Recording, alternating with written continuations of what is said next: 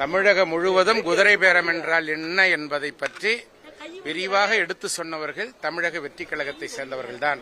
தமிழகத்திலே அனைத்து இந்திய அண்ணா திராவிட முன்னேற்ற கழகத்திலே இருந்த 6 சட்டமன்ற உறுப்பினர்களை குதிரை பேரத்தின் மூலமாக கையிலே வைத்த மை காய்வதற்கு முன்பாக அவர்களை குதிரை பேரத்தின் மூலமாக விலை பேசி தமிழக வெற்றி கழகத்திற்கு இழுத்தவர்கள் தமிழக வெற்றி கழகத்துடைய அமைச்சர்கள் என்பது நாடறியும், மக்களும் அறிவார்கள், தொகுதி மக்களும் அறிவார்கள், நாங்களும் அறிவோம், இந்த சட்டமன்றமும் அறியும் என்பதை தெரிவித்துக் கொள்கிறேன்.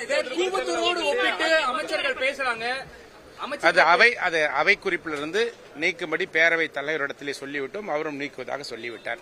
அதை பற்றி பேசுவது முறையாக இருக்காது. 2017 அதாவது முன்னாள் முதலமைச்சர் ஜெயலலிதா அவர்கள் மறைந்த பிறகு நடந்தது அதிமுக ஆட்சி அல்ல, டெல்லி பாஜக சரண்டர் அடைஞ்சிருக்கீங்க. அனைத்து இந்திய அண்ணா திராவிட முன்னேற்ற கழகத்தினுடைய பொதுச் செயலாளர் அண்ணன் முதுகெலும்பு மிக்க ஒரு தலைவராக இன்றைக்கு தமிழகத்திலே பரிணாமம் பெற்று அனைத்து இந்திய அண்ணா திராவிட முன்னேற்ற கழகத்தை திறமையாக வழிநடத்தி சென்று கொண்டிருக்கிறார்.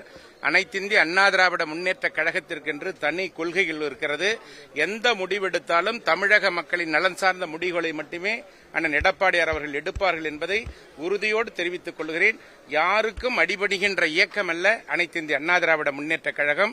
எங்கள் இயக்கத்துடைய பொதுச் செயலாளர் உறுதியான தலைவர், முதுகெலும்பு மிக்க தலைவர், தொண்டர்களையும் இயக்கத்தையும் காப்பாற்றுகின்ற தலைவர் என்பதை உறுதியோடு தெரிவித்துக் கொள்கிறேன். நன்றி, வணக்கம். குதிரை பேரம் என்று பேசக்கூடாது என்று சொன்னால் எப்படி?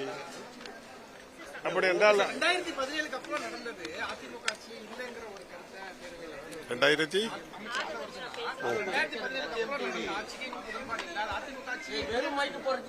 அவரு ஒரு கட்சியில இருந்து அவர் வந்தவர் அல்ல.